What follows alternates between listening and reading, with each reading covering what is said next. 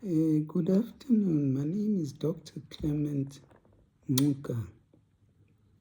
Today I would like us just to talk about a neuromuscular junction disease whose hallmark is fatigability. And you say, how does this come about? How do you come to have fatigability? That's the hallmark of a neuromuscular junction disease. I'll give you an example of the muscles, the ocular muscles, which are not able to lift up the eyelid. You have a drooping eyelid all the time. A drooping eyelid all the time. So you get what is known as ptosis, because the muscles are fatigable. The muscles are unable to lift the eyelid up. So this is a problem. And think of it when it happens to a number of muscles in the body. Like the most critical manifestation of this problem is the fatigability of respiratory muscles. You know, the skeletal muscles of respiration. If those were to give in, they can't contract. They just become weak. They are fatigable, so to say. So this comes about because of a neuromuscular junction disease. When you say neuromuscular junction disease, you're thinking of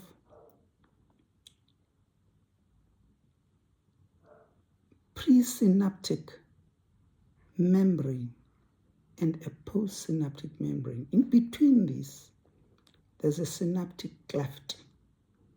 That is a space. So the problem, we have to start just to say what happens in this synaptic cleft. What is actually happening there? This depends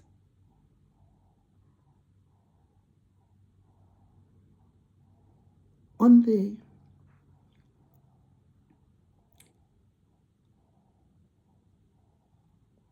what takes place in the presynaptic area. They call it the active zone of the presynaptic area. And this is actually connected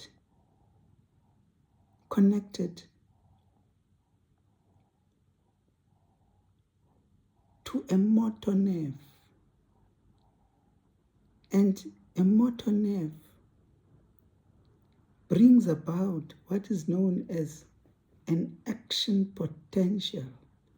An action potential is the actual message without which a muscle cannot work. It has got to get that message.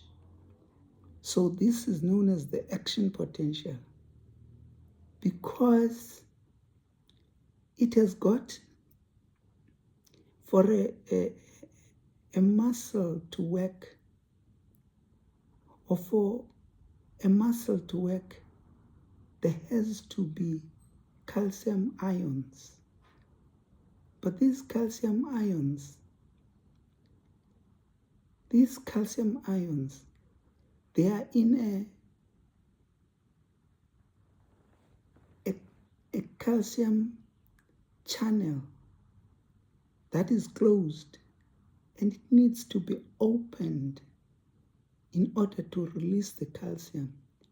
The calcium ions, they actually act as a stimulus. And it's a stimulus secretion. It's a stimulus. The secretion is going to come about only if there's a stimulus. And the stimulus necessarily has to be calcium ions.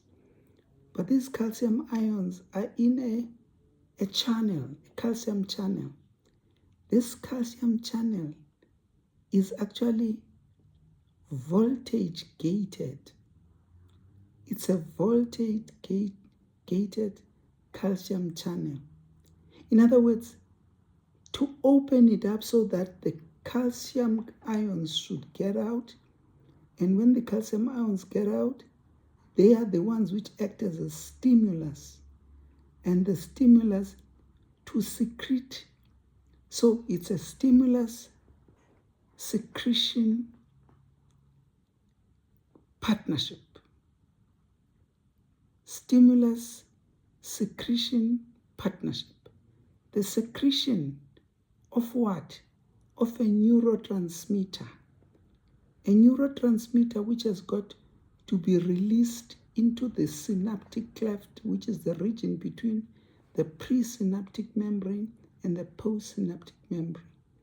So in between here, there has to be this neurotransmitter. And the name of the neurotransmitter is what is known as acetylcholine. So acetylcholine has got to get out of the, a vesicle, a presynaptic vesicle. This vesicle, it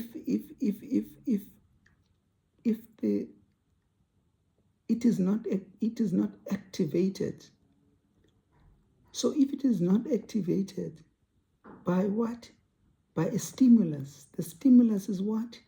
Is calcium ions. Calcium ions, they come from a voltage gated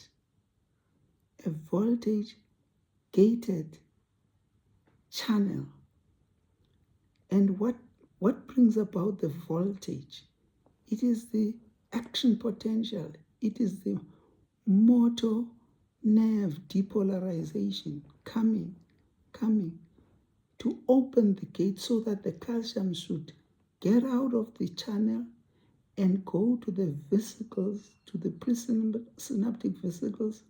What do the presynaptic vesicles have? They have acetylcholine, which is a neurotransmitter. So acetylcholine is the one that's going to now travel through the synaptic cleft to the postsynaptic membrane.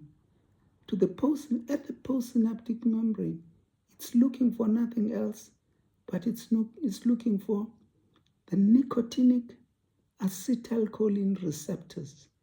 And these are the ones which need to be activated so that there can be a generation, another depolarization, a generation of another action potential, an action potential which moves now on a sarcoplasmic membrane.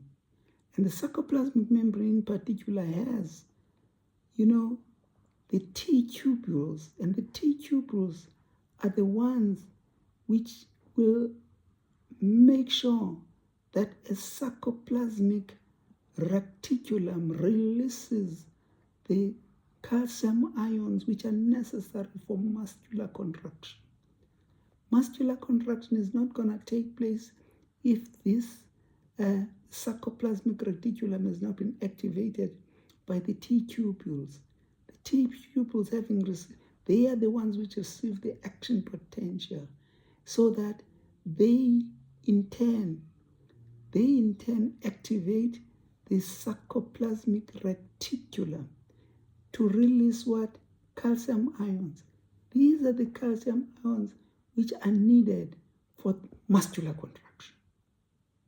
Now the problem that we have in a neuromuscular junction disease, we don't get to this level. We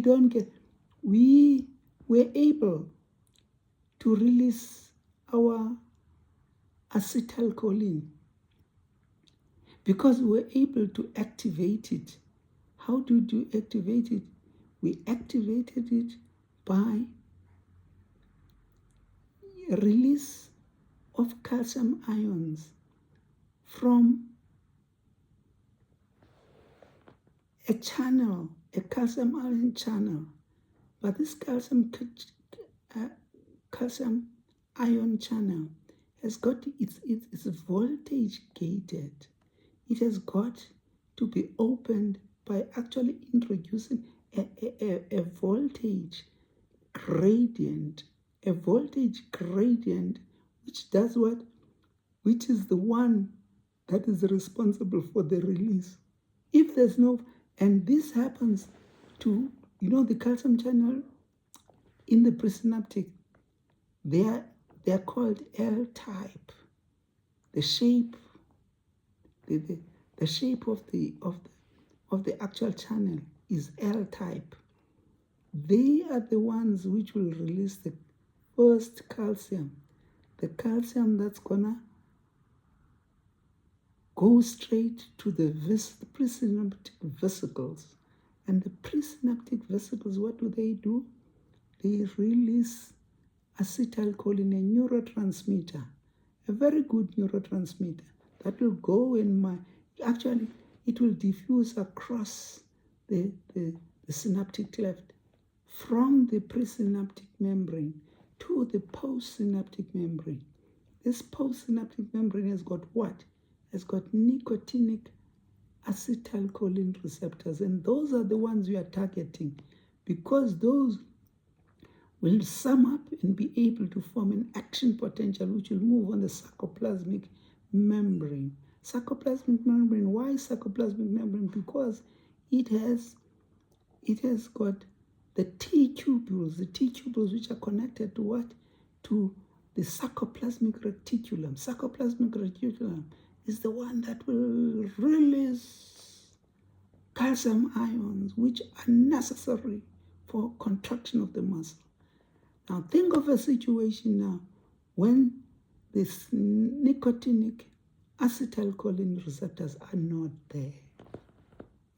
That's where fatigability comes about, because the process of muscular contraction is not going to start at all.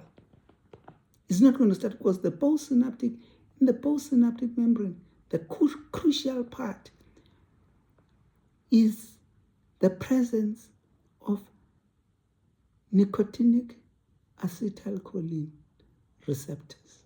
And if they are not there for whatever reason, and the prominent reason that always causes this is the presence of autoantibodies which wipe out these acetylcholine receptors, the nicotinic acetylcholine receptors, so that the action potential which goes onto the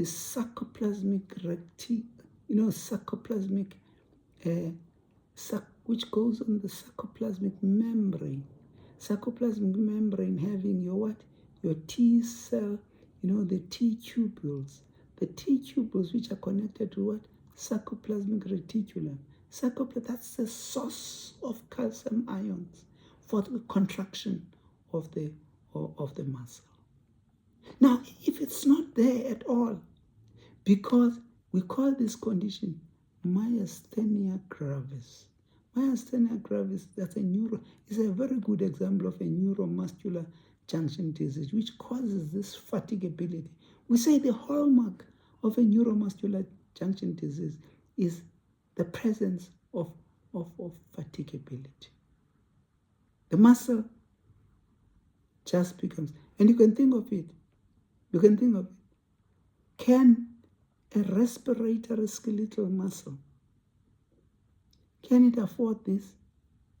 I mean, if it becomes fatigable, you can only think of one thing. You're worried about a threatened respiratory failure. This is a life-threatening condition, a respiratory failure. That patient has got to go straight to ICU.